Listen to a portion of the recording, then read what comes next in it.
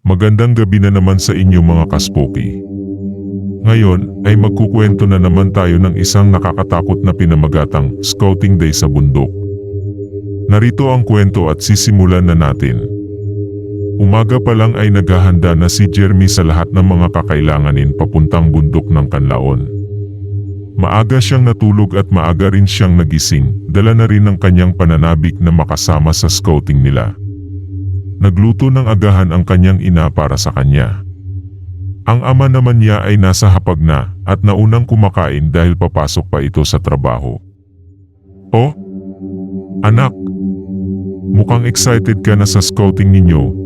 Nananabik ring pabungad na salita ng ama ni Jeremy nung siya ay nasa kusina na. "Nga, Daddy. Excited na talaga ako. Gumising po ako ng maaga dahil ayaw kong maiwan sa trip namin." Pagtungo ni Jeremy sa lababo para maghugas ng kamay. "Anak, maupo ka na. Nang makapag-almusal ka. Importante ang almusal para may enerhiya ka sa scouting ninyo." Inilapag ng nanay niya ang bagong luto na daing at hotdog. "Salamat po, Mommy," nakangiting pasalamat ni Jeremy. Ngumiti lang ang nanay niya bilang tugon.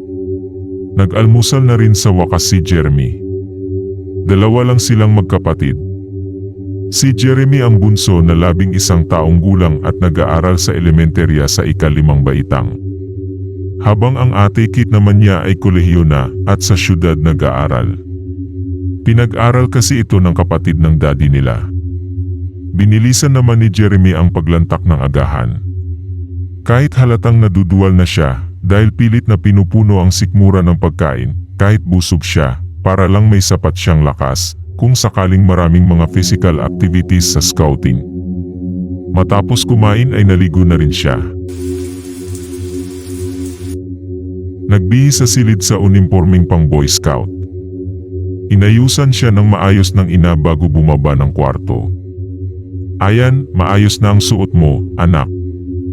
Huwag mong kukusutin ito, At huwag ka ring sumubsob sa putikan, okay? Mahirap pa namang maglaba." Wika ng ina niya habang inaayos ang kalabaw na sisidlan ng handkerchief niya. "Opo, Mommy." Sumapit ang alas 7:30 ng umaga ay bumusina na ang bus na pagsasakyan nila papuntang bundok ng Kanlaon sa labas ng kanilang bahay. "Ayan na pala ang mga classmates mo. Isuot mo na itong bag." "Salamat po, Mami." Agad na nagmamadali si Jeremy na makalabas ng bahay ng mga oras na yun. Nung pagkasakay niya sa bus ay kumaway na lang siya sa bintana bilang pamamaalam sa ina. Kinawayan din siya ng ina nung umandar na ang sasakyan. Nagkukwentuhan ang mga bata sa loob ng bus tungkol sa pupuntahan nila. May kasama din silang 2 guro bilang scoutmasters para gumabay sa mga scouts. Naglalaro ng Plants vs Zombies ang katabi ni Jeremy, kaya tinanong niya ito kung paano ito laruin. "Paano ba yan laruin?" tanong ni Jeremy kay Philip na katabi niya. "Madali lang ito. Gusto mong sumubok?" anyaya ni Philip. Nanabik si Jeremy kaya sumubok din siya sa laro. Madaling natuto si Jeremy sa paglalaro at madali din niyang natalo ang mga zombies. Napahanga niya ang kaklase na si Philip. "Wow, ang galing mo naman, Jeremy." Papuri ni Philip. Konti lang naman, nahihiyang pagtanggap ni Jeremy sa papuri ni Philip. Nag-anunsyo na ang kanilang mga scoutmasters na malapit na silang makarating sa venue nila. Nawiwili rin ang iba pang mga scouts sa bawat lugar na nadaanan nila. Mga 2 oras ang nakalipas at sa wakas ay narating na rin nila ang bundok ng Kanlaon. Malayo ito sa bayan na pinanggalingan nila, pero marami namang mga likas na yaman ang makikita nila sa bundok na iyon. Nagsibaba na silang lahat sa bus at naglakad. May mangilan-ngilan na rin ang nagpupunta sa bundok ng Kanlaon para sa adventure. Pawang matatayog na puno at mga damo ang unang madadaanan nila bago makarating sa paanan ng bundok. May pagkakataon na napapahinto sila, at nagugulat dahil sa mga hayop na biglaan ang pagkaripas sa dinadaanan nila. Walang humiwalay sa grupo. Lahat tayo ay sama-sama, bilin ng scoutmaster nila. Sumang-ayon naman ang mga scouts dito.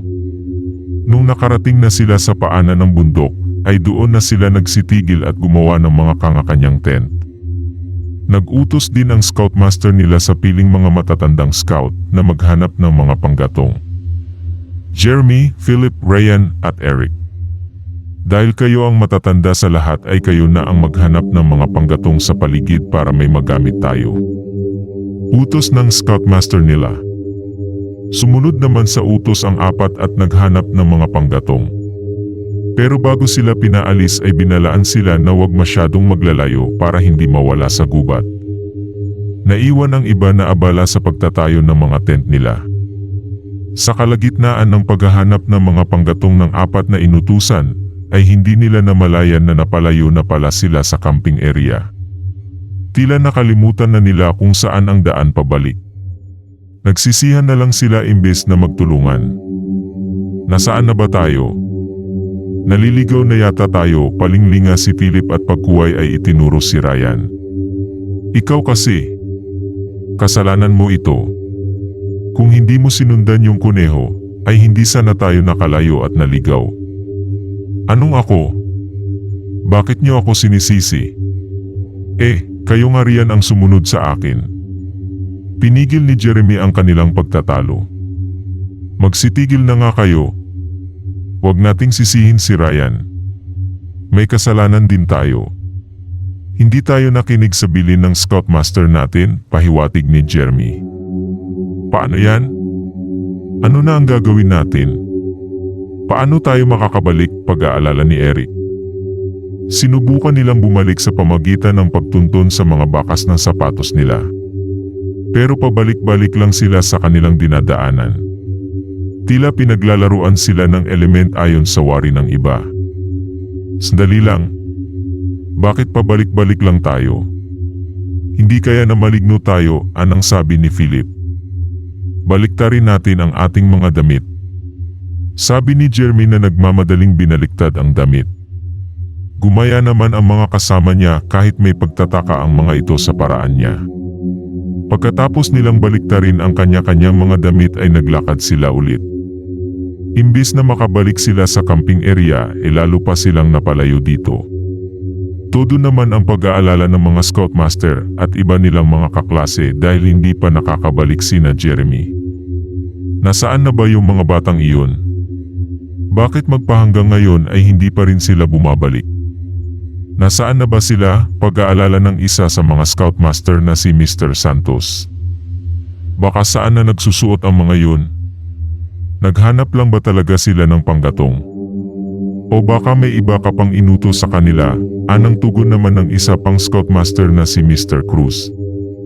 Wala na. Ang bilin ko pa sa kanila na wag lumayo. Ang titigas talaga ng ulo ng mga pilyong iyon. Kasama ng dalawang bata ay hinanap ni na Mr. Santos ang mga scout na nawawala. Naiwan si Mr. Cruz sa area para magbantay. Nakarating ang apat sa isang masukal na bahagi ng gubat na maraming baging ang nakapulupot sa mga bloking semento sa paligid. Nagtataka ang apat kung ano ang mga bloking sementong iyon. Ano kaya ang mga yun? Hali kayo, tignan natin, guys, anyaya ni Ryan. Kahit nag-aalangan ay sumunod naman ang tatlo. Pagdating nila roon ay nakumpirma nilang mga nitso pala ang mga ito. Dati palang sementeryo ang lugar na ito nung panahon pa ng mga Amerikano. Sambit ni Jeremy na binabasa ang mga nakaukit sa alpida. Halos hindi na mabasa ang mga nakasulat dahil nabalot na ng mga lumot at dahil na rin sa tagal ng panahon. Mahigit 100 taon na ang sementeryong iyon.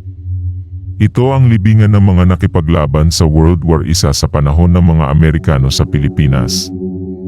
Habang naghahalukay pa sila sa mga sirang nitso ay napako ang tingin ni Eric sa isang nitso na sa tingin niya ay kababago lang nilibingan. Kaya nagtinginan din ang tatlo sa tinitingnan ni Eric. Ano ang tinitingnan mo riyan, Eric? Tanong na nagtatakang si Jeremy. May itinuro si Eric sa bandang hulihan ng mga nitso. Nagulat sila nung may isang kamay ng kalansay ang bigla na lamang tumaas. Nanlaki ang mga mata nila dahil dito. Napako naman sila sa kinatatayuan nung tuluyan na ngang bumangon ang kalansay sa nitso nito.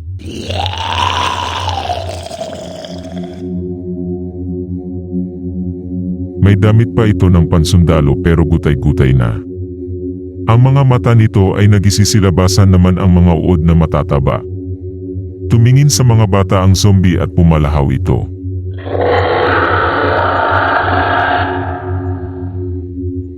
Napaatras ng marahan na walang tinig ang mga bata. Napahakbang naman palabas ng nitso ang zombie at ang iba pang mga bangkay ay nagsibangon na rin dahil nabulahaw sa sigaw ng naunang zombie na bumangon. Sangkatutak na mga zombie na ang nagsibangon sa kanya-kanyang nitso. Dito na nagtilian ang 4 na scout at sabay-sabay na nagtakbuhan.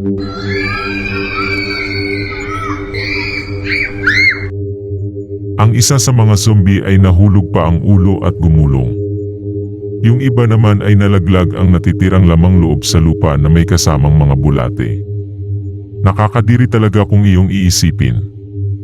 Narinig naman ng scoutmaster na naghahanap ang hiyawan ng 4. Nung sila ay nagkasalubong ay hinatak na ng 4 ang kanilang scoutmaster at iba pang mga kasama nito pabalik sa camping area nila. Bakit ba? Ano ba ang nangyayari? Saan ba kayo nanggaling ay? At saka sino ba ang humahabol sa inyo? Litanya ni Mr. Santos. Mamaya na po namin ipapaliwanag ang lahat, sir. Ang importante ay makaalis tayo sa lugar na ito bago pa nila tayo maabutan, natatakot na wika ni Jeremy. Sinong sila? Nalilitong wika ni Mr. Santos. Hindi inaasahang nasundan nga sila ng mga zombies na humahabol sa kanila kaya naituro ito ni Eric sa lahat. Sila po. Pagturo ni Eric sa mga zombies na papalapit na sa kanila. Natigagal ang lahat lalo na si Mr. Santos nung ang mga zombies ay masilayan. Anak ng... Naputol ang sasabihin ni Mr. Santos nung makita ang mga zombies na ang bibilis magsilakad. Halina kayo. Umalis na tayo dito. Agad naman na nagsitakbo ang lahat nung mabatid nilang papalapit na ang mga zombies sa kanila. Pagdating nila sa camping area ay nagsiligpit na sila. Hindi mawari ni Mr. Cruz at ng iba pang mga scouts kung ano ba ang nangyayari. Ano ba ang nangyayari? Tila parang hinahabol kayo ng mabangis na hayop, tanong ng nagtataka ring si Mr. Cruz. Huwag ka nang masyadong maraming tanong. Kailangan na nating umalis dito sa lalong madaling panahon. Pagliligpit ni Mr. Santos ng mga tent. Dahil hindi masyadong naintindihan ni Mr. Cruz ang sinasabi ni Mr. Santos, ay ang mga scouts na lamang ang nagpaliwanag sa kanya. Ngunit pinabulaanan ito ng scoutmaster. May mga zombies po, sir. Kailangan na nating umalis dito para hindi nila tayo makain nila, paliwanag ni Jeremy. Kalokohan yan. Walang mga zombies. Kayo talaga Pinagluloko nyo naman ako. Nagtawa pa si Mr. Cruz sa sinabi ni Jeremy. Matapos ang pagliligpit ay agad naman sila na lumayo sa camping area. Si Mr. Cruz ay hindi pa rin naniniwala na may mga zombies kaya hindi siya nabahala. Sinabi ni Mr. Cruz sa ibang scouts na manatili lang sila sa lugar pero natakot na rin ang mga ito. Hinayaan na lamang niya na makaalis ang mga scouts. Nung maiwan na siyang mag-isa sa lugar at nung paglingon niya sa likuran ay hindi inaasahang nakaharap niya ang isa sa mga zombies. Dahil sa takot na nadama ay kumaripas siya ng takbo. Ngunit nung paglabas niya sa highway ay wala na ang bus nila. Naiwan na siya dahil sa kanyang katangahan. Tumakbo na lang siya para hindi maabutan ng mga tumutugi sa kanya. Nang makaalis na ang bus ay dun pa sila nakahinga ng maluwag. Sinalaysay naman ng 4 ang tunay na nangyari nung sila ay naghahanap ng mga panggatong. So, hindi nyo alam na lumang sementeryo yun? At hindi nyo rin alam na may mga zombies pala dun, sambit ni Mr. Santos sa 4. Hindi po, sir. Mabuti na lang po ay nakatakbo kaming lahat. At saka nagpapasalamat din kami na mabagal tumakbo ang mga hinayupak na yon, sambit na kinakabahan na si Eric. Isang malaking kaisipan talaga ang sumagi sa kanila. Hindi nila alam kung paano nabuhay ang mga zombie at kung ano ang kahihinatnan ng lahat kung sakaling sasalakay ang mga ito sa buong probinsya. Si Mr. Cruz naman ay nakapara na rin ng masasakyan. Simula noon ay hindi na nagsibalik pa sila sa nasabing lugar. Wala rin silang nasagap na balita tungkol sa mga zombies. Sa wari nila ay nagsibalik na ang mga ito sa sementeryo kung saan sila nanggaling. Maraming salamat sa inyong pakikinig mga kaspoki. Kung nagustuhan nyo ang aking narration ay kindly like, share, subscribe, and click the notification bell para updated kayo sa mga new videos na aking i-upload soon. At kung gusto nyong magpadala ng mga nakakatakot na story ay mag-email lang kayong sa email address na nakikita nyo sa inyong mga screen. I-comment nyo din kung gusto nyong magpa-shoutout para maisama ko sa susunod na mga upload.